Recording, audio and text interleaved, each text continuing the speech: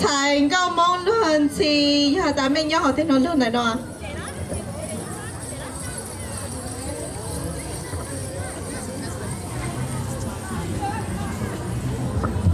Grandmaster, if you guys are here, I want you guys to get ready too after this this group dance right here.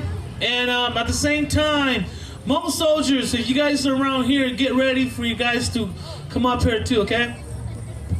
Ở từ chạy này nóยังcao mong luôn thì nó nè.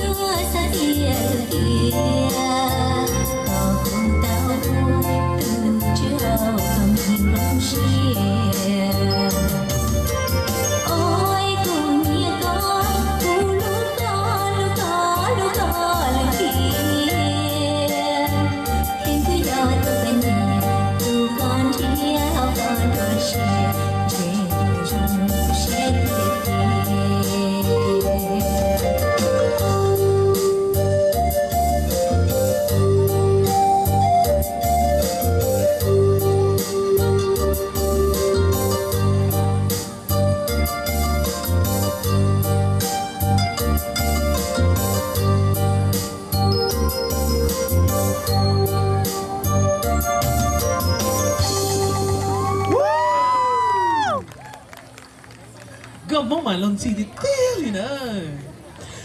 Glen Master, you guys get ready. You guys are coming after one more dance, okay?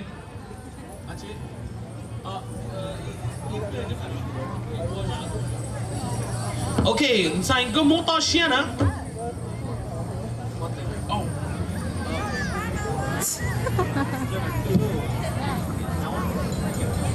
Hey, I'm so good at teaching them. Oh.